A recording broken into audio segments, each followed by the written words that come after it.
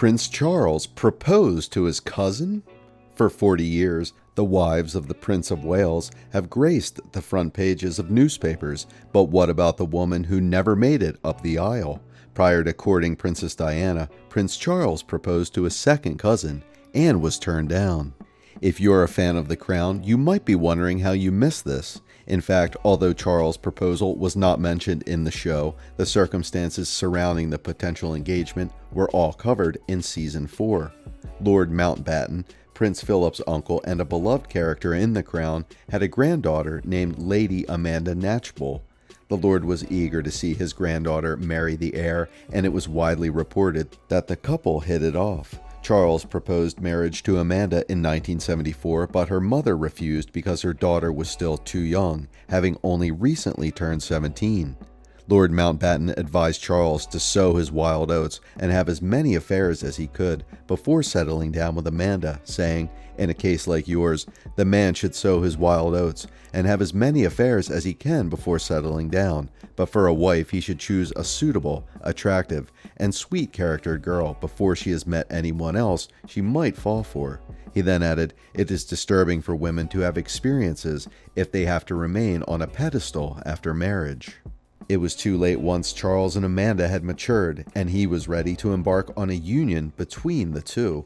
When Charles eventually proposed in 1979, Miss Knatchbull declined because she did not want to give up her independence by marrying into the House of Windsor. Lord Mountbatten was killed by the IRA a short time later after a bomb was planted in his fishing boat in County Sligo. Amanda's paternal grandmother and her younger brother Nicholas were also killed in the attack. Amanda's fears about being a member of the royal family were reportedly confirmed by the deaths of such beloved members of her family. Some years later, Prince Charles met Diana. When the future Princess of Wales met the heir to the throne for the first time during a grouse hunt at Althorpe, the Spencer family home, in November 1977, he was accompanied by her older sister Sarah. That couple had a brief romance, but they clearly weren't compatible. Sarah, who later married Neil McCorquodale, reportedly stated that she would not marry Charles, whether he were the dustman or the King of England. While her older sister was not smitten, 16-year-old Diana clearly was, telling her friends that one day she would marry Prince Charles, and laughing that he was the one man on the planet who is not allowed to divorce me, according to the Diana Chronicles. After Charles' relationship with Sarah ended, the prince and Diana did not see each other again until 1980, when they were both invited to stay at Philip de Pass's house in Sussex.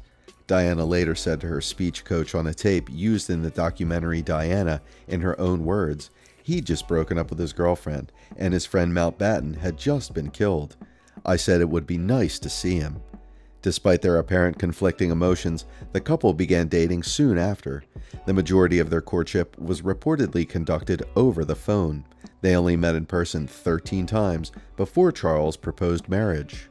They had a fairy tale wedding watched by millions, but Prince Charles and Princess Diana's marriage was far from happy. Years after her death and their divorce, it is clear that this relationship was doomed from the start. Even his proposal reveals a lot about the state of their relationship.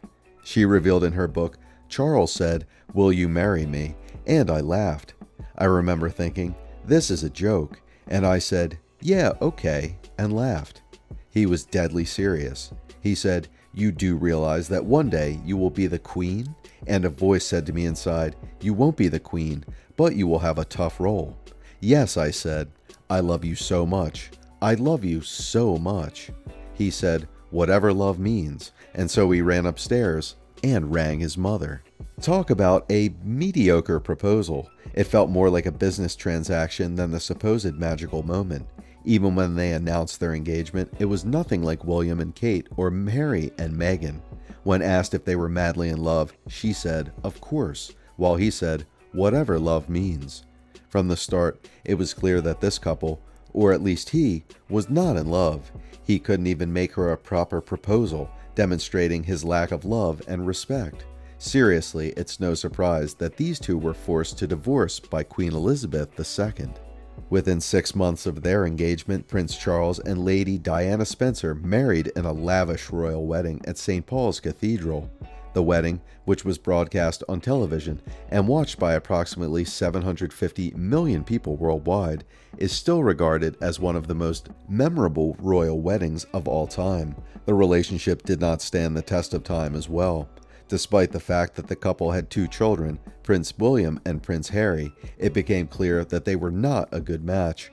Charles began an affair with Camilla in the 1980s, resulting in a massive worldwide scandal when the news broke in the early 1990s.